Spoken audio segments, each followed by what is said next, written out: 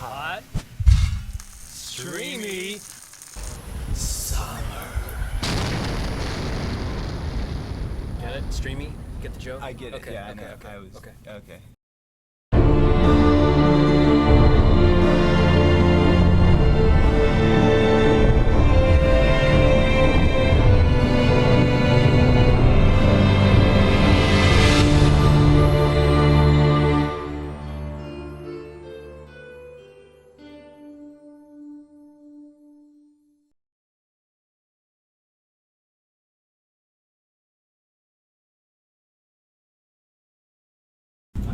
Hey folks, Max here. Just want to make sure you can see and hear clearly. So here I am. Gonna make sure that all is well. Sound seems good. Okay. All right then.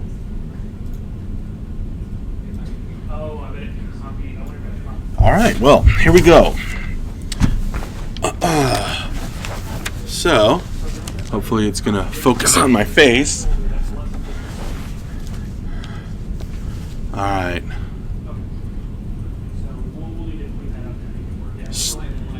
Sound good, screen unfocused.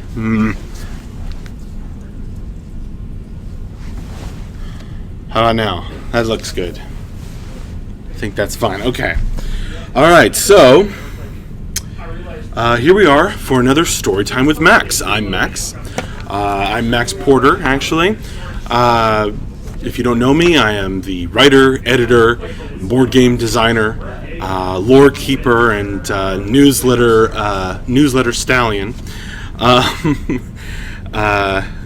And here at City State Entertainment, making Camelot Unchained, we're going to read a story today, and we're going to start reading the Great Depths Raid, which has appeared serially in our newsletters, and you can find all the parts of this story on our website under the lore section at www.camelotunchained.com.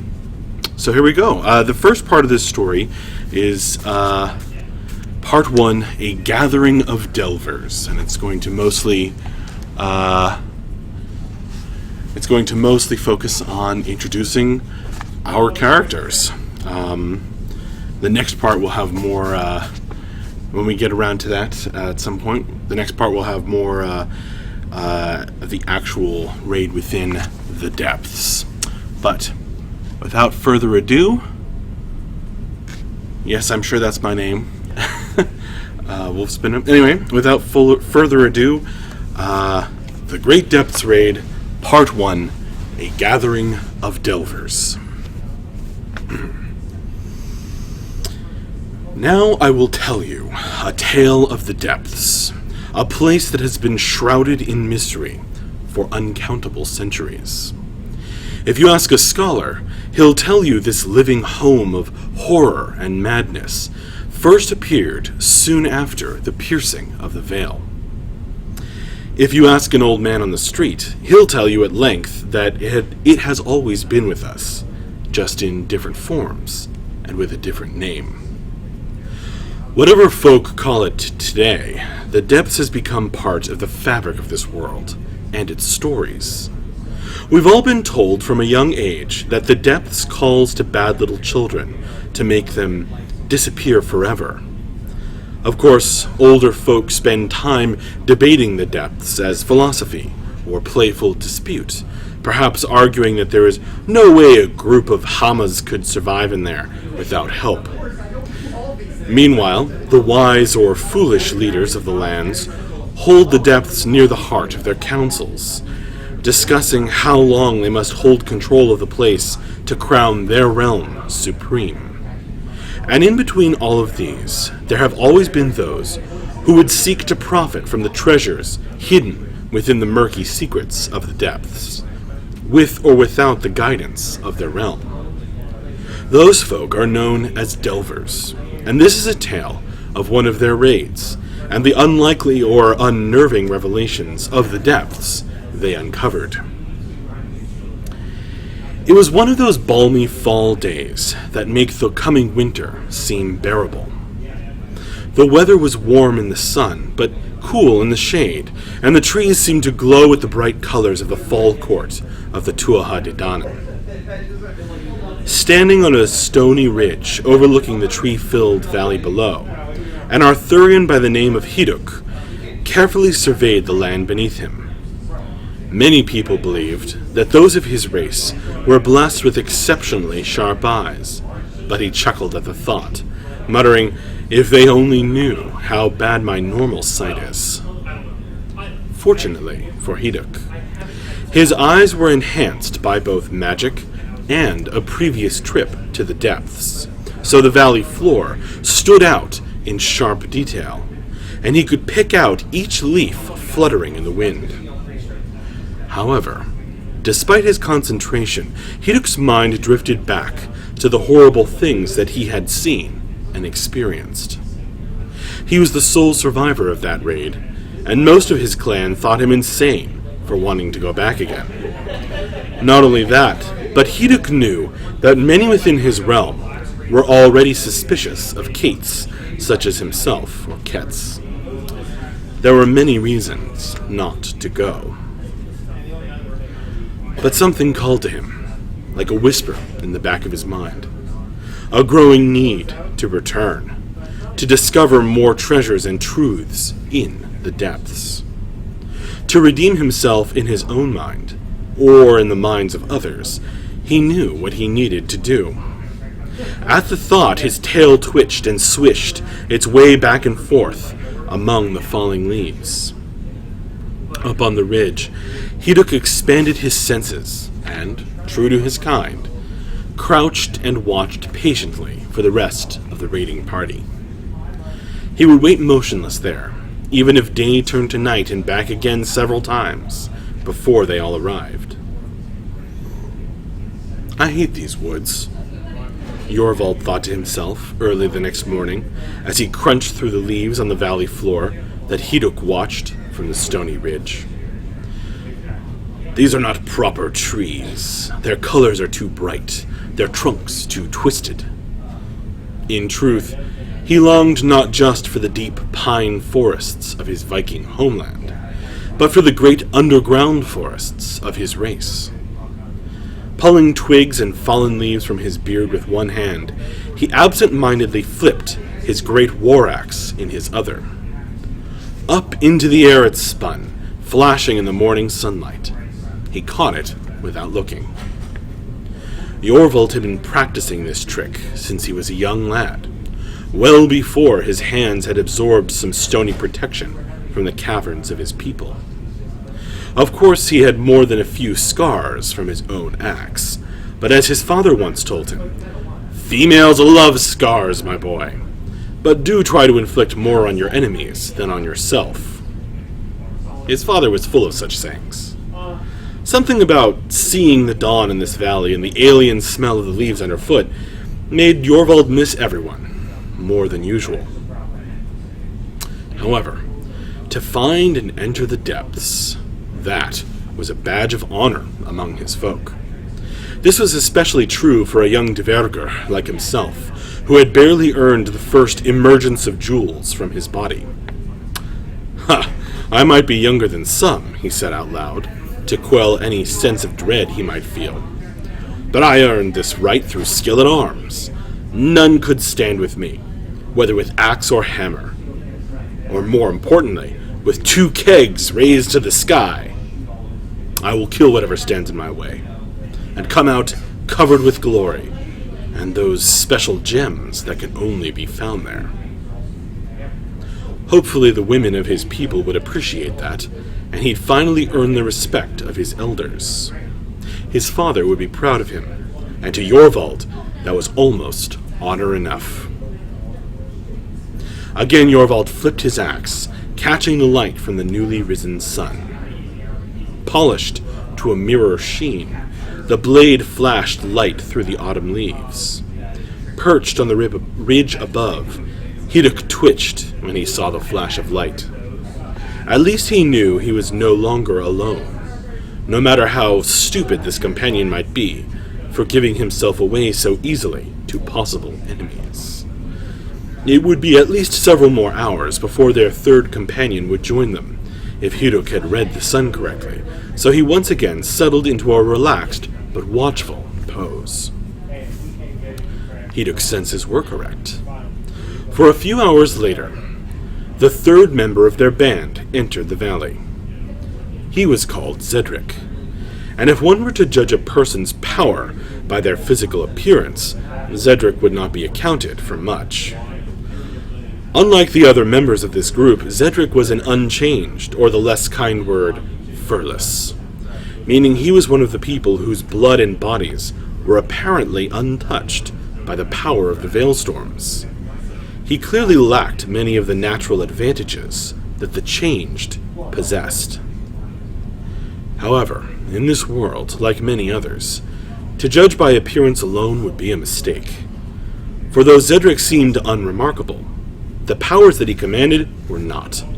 He was a senior sentinel of the Flame Wardens, fiery mages of the Arthurian realm.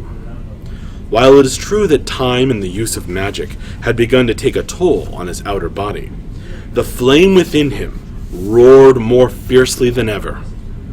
Members of his order could sense that power.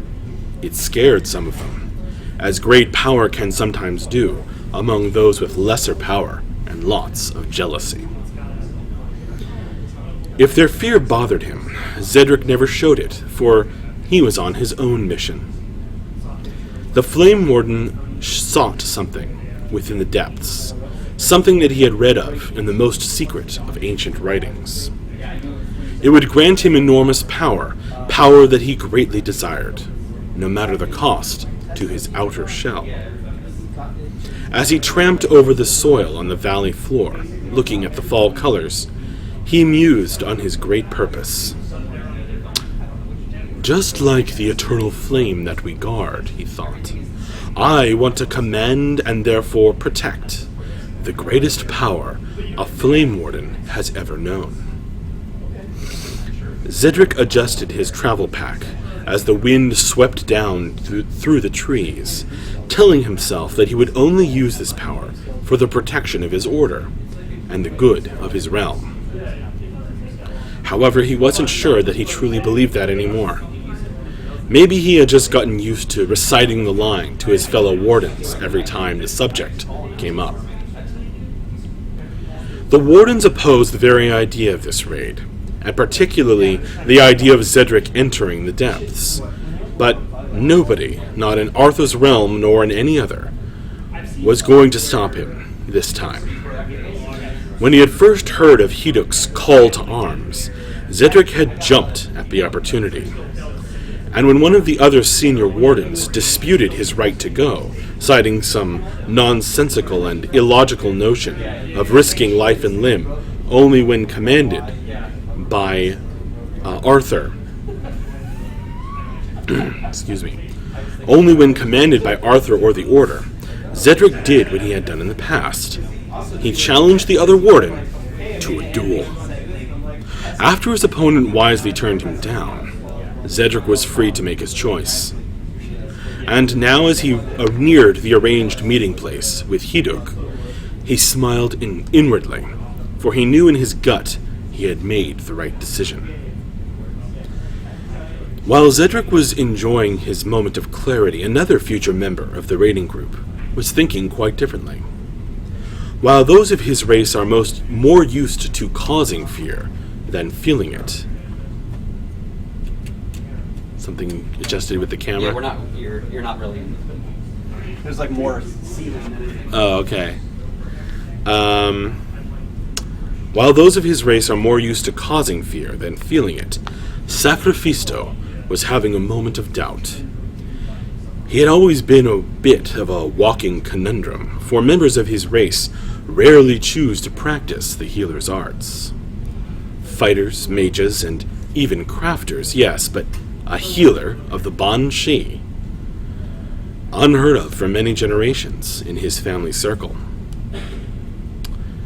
Despite all that, Sacrifisto had always felt that his special powers and abilities should not be used to harm other living beings. To him, the dark origins of his race gave him no right to spread that darkness. He had endured constant teasing growing up, but he had held onto his principles and his chosen path. Though he had been pushed to raise his dire scream more than once, something he could do as well as any male and most female banshee, Sacrifisto was completely committed to the life of a healer. When his lifespan upon this world ended, he wanted his name to be known for the people that he had healed, saved, and even protected, and not the number of souls he had taken in battle. There had to be more to this strange existence than that. Sacrifisto hoped that he could find some understanding of his own ghostly life in the depths, for he had found it nowhere else in the world. In his life of journeying far and wide, he had found little peace. It was on one of his many journeys to the other realms that he had heard about this raid on the legendary place of horror and secrets. Sacrifisto scaled the steep path lined with stones like clutching fingers, and thought about his first meeting with the leader of the raid, a Ketchi called Hajduk. To his relief, Sacrifisto had sensed no evil taint from the depths upon the Ket, so he eagerly agreed to join him. But now, as he wound his way between the brightly colored trees to approach the arranged meeting place, Sacrifisto felt new doubts assail him. What if the depths really is a living creature, he thought, as a pair of tussling squirrels looked up quizzically at his approach. Do we really have the right to harm it? Sacrifisto was no pacifist. He was willing to fight and even die, if necessary for his realm. But as far as he knew, the depths was not harming anyone at the moment. Perhaps it was simply a place to be left alone and not bothered. What if he harmed it, or the other Delvers harmed it, and the depths struck back merely out of self-defense? However, though he began to wish he had fully thought this through before agreeing to join the raid, Sacrifisto realized it was too late for him to change his mind. Not showing up or refusing to go would be unthinkable. His honor and the reputation of his race was at stake. People had enough reason already not to trust a banshee. Running from this challenge with his mist below his legs, as his grandmother used to say, would be the worst possible outcome. Better to die in the depths than live with that cowardly act on his conscience. Uncertain but unyielding, Sacrifisto pushed on through the wind-blown forest and its carpet of leaves. The fifth member of this group had no such reservations. While his slightly less than average build, even for a Lukerpan, made traveling by foot a bit slower, he made the miles go quickly, with thoughts of all the loot he was going to find in the depths. Yes, there would be great danger there, but that was nothing compared to the fame and reputation that he would earn by accomplishing great feats of thievery and fun within it. The depths is just a really dangerous tomb, he thought to himself as he bounded over tree roots. And I've seen more than a few of those in my life. He imagined coming home and walking up the steps, while literally dripping with jewels, and possibly an artifact or two from the magical vault. He'd heard the stories, sure, but he was convinced that nothing in this world could be as bad as all that. He was still a very young Lukerpan, free of the hopelessness he thought he saw seeping into some of his elders' eyes. As he leaped past a fallen log and skipped over some stones by the side of the path, he imagined himself jumping over pits, diving under the blades of enemies, and picking the locks of chests that he knew would be brimming with enough wealth to keep him and some lucky female or two happy for many cycles of the world.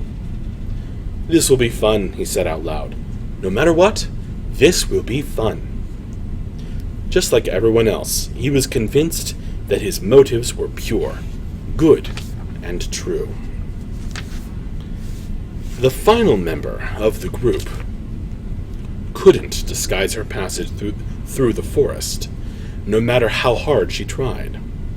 While she too was relatively young, her size and girth made stealthy movement difficult at best. How others of her kind found their way into professions that required silence and furtive movement puzzled her. She pushed aside 2 creaking saplings so she could pass and let them snap together behind her. "I've only reached the 2nd stage of my life, and look how large I am already," she shouted suddenly, giving up on hiding her position.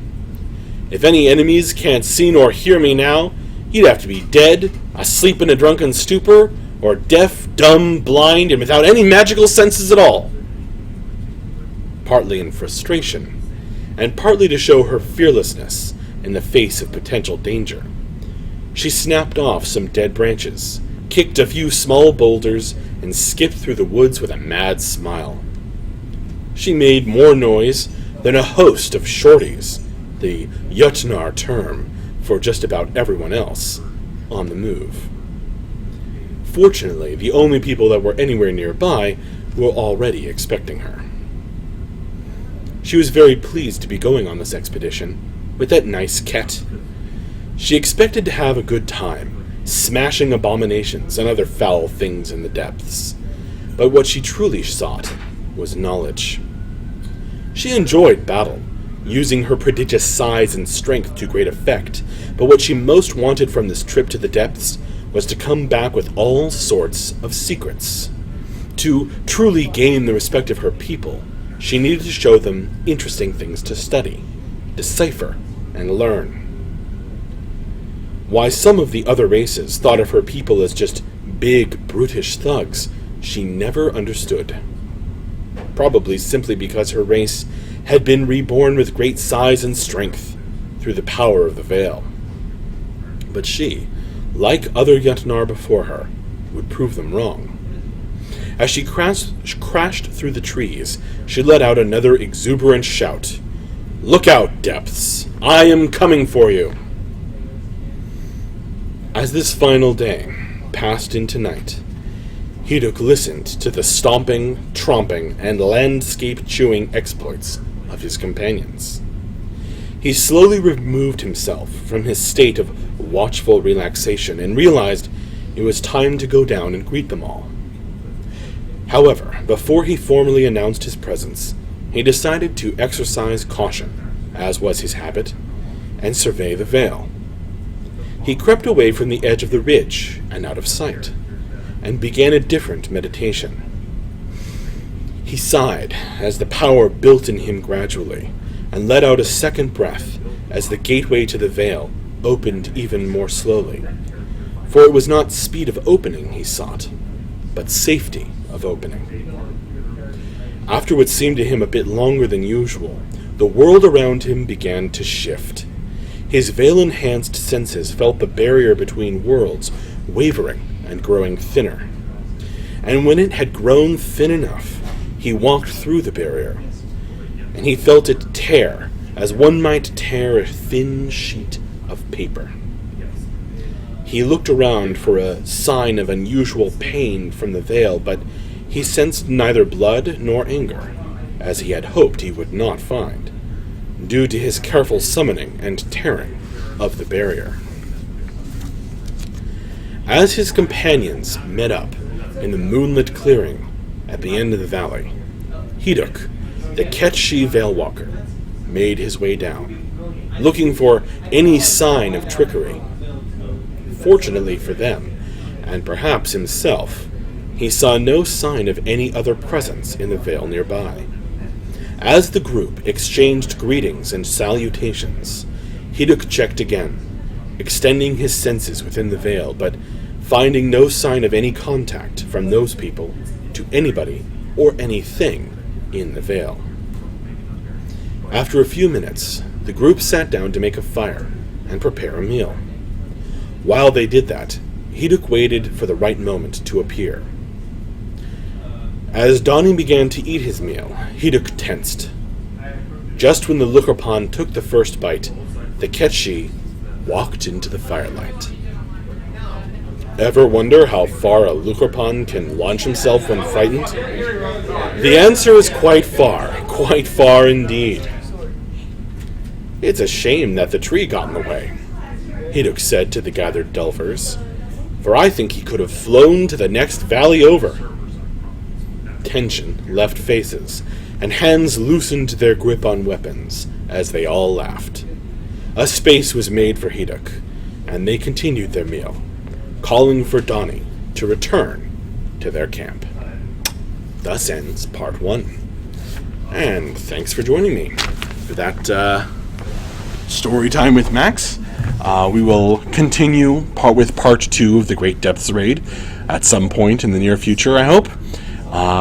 We have more streaming tomorrow. I'll have Moobot pull up the stream schedule, and I think Tyler said he was going to do a bonus world building with Tyler continuation stream right after this. So, yeah, I'll turn it off, and most likely Tyler will turn it on in a few minutes. So, thanks again for joining me, and I'll see you later.